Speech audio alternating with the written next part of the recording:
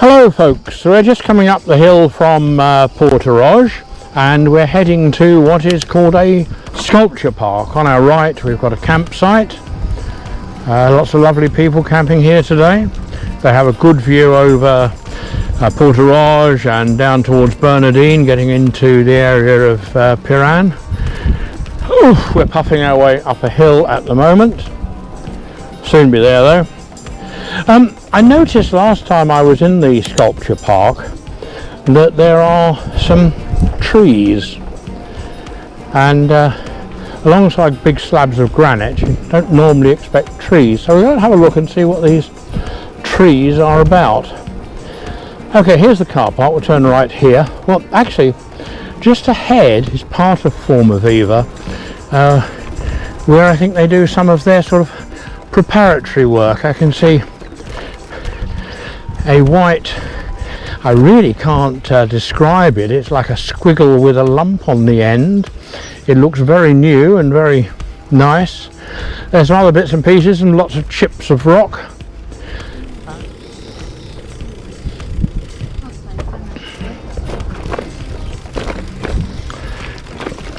Okay, we'll just park under these olive trees here.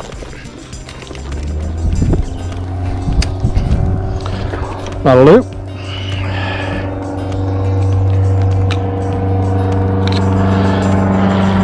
Okay, these are olive trees, and over there's a big lump of granite or limestone or something. I'm no idea what it's supposed to be, a loaf of bread perhaps. But what I noticed are these plaques, and this says Olive Peyranska Comuna Variety Peyrans Comuna. It's an old olive tree. Obviously somebody's parked it here to save it. Olive oil is used for cooking in these parts, but people are fussy about what they cooked. When the Austrians were in charge here, all this says Sorta Peyranska Sorta Varieta Sorta di Peyrans. Very helpful, means nothing to me at all. Here's another lump of rock, and along here I can see another olive tree with a plaque. I was talking about cooking. When this was part of Austria, the cuisine here was, you know, more heavy sausage rather than sort of, you know, delicate spaghetti. And this says Peyranska Zmartel. I couldn't actually tell one olive tree from another. Anyway, the Austrians, when they were here, cooked sausages. They used to like a rather spicy oil to add a bit of zest to their sausages. When the Austrians lost this area after the First World War, the Italians moved in, and the Italians liked very delicate oil, sort of like lecino and things like that, which give this slightly delicate taste to salads and what have you. Totally different to the Austrians. So what happened was that the Austrians dug up all the old olive trees, and then when the Italians came in, they dug up all the Austrian olive trees and planted Italian olive trees. Well, before either of these lots came along, there were olive trees here, and this appears to be a museum of very, very old Istrian varieties of olive trees, and this one says Sorta Peyranska Buga. It sounds a bit rude to me, but I'm sure it's not meant to be. Let's go down to the next one. There's a whole row of olive trees here. They all look fairly similar, and they all look very olive tree-ish and also look pretty old. Now this one says Varieta Peyranska Chernitsa. There you are. I don't know where you are, but that's what it says. This gnarled old one here says that it's Peyranska Chernitsa, the same as the last one. Okay. Now this one is Peranska Buga. Well, I think that's all the olive trees, but I'm told that these are the original olive trees from this area, and that the oil they produce is unique, not to be found elsewhere. Certainly I've tried the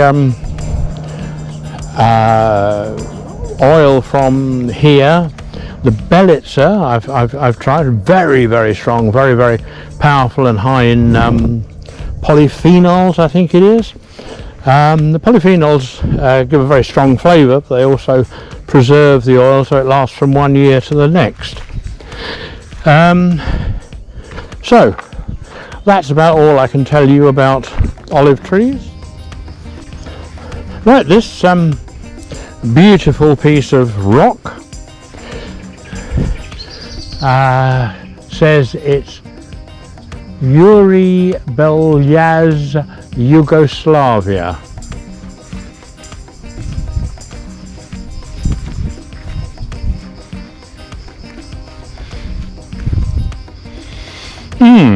Interesting. A lot of work. I'm not sure I would pay money for it. It'd certainly take a crane to lift it. Okay, a few more rocks. The odd olive tree, and we'll soon be back to my bicycle.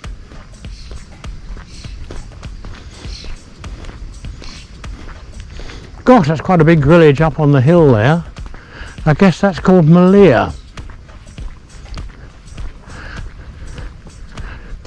I have to go there, I think, on Monday, and pull a boat down to the sea. Not with my bicycle, I also have a van.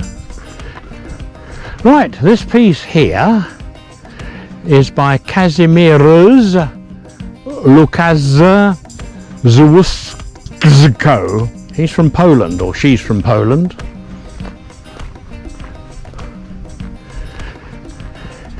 You'd have to go a long way to find a comparative collection of sculptures to this anywhere in the world, I reckon. If you can come up with a suggestion, please post it to me.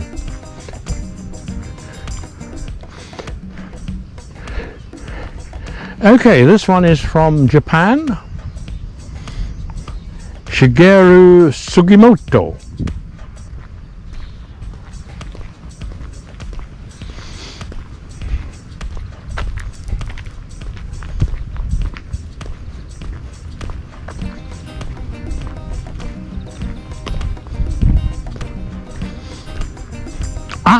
My bicycle is still here, that's a good sign.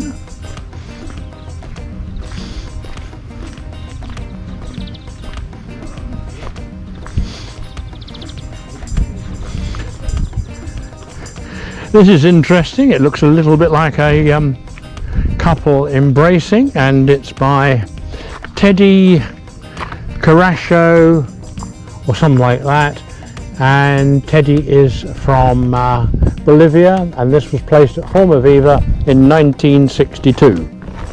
Right, I'm now reunited with my bicycle. We might just be recording, and we're heading back to that attractive looking bar we found earlier.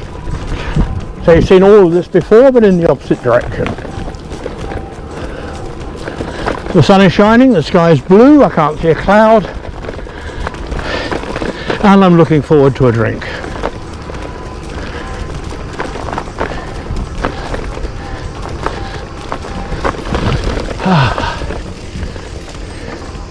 Here we are, Forma-Viva bar. Leaving the bar behind, and in front of us we can see the Salina in Slovenia. Between the trees we can see the Dragonja estuary and the fish farm. We're going down a steep hill. I'm told I can get my bicycle down if I don't mind pushing it down the last 20 steps. We'll discover the truth of that as we get a little lower. Well, at least the cars got down here. Oh, good God, here are the steps. I think there's a bit more than 20. Let's see what happens. Oh, that's about 50 steps so far, but we do have a rather nice view up here. Wow, I enjoy that. Okay, I think that's about 100 steps down. A little bit more than the 20 I was promised by the barman at the top, but I suppose that's the sort of thing that barmen say.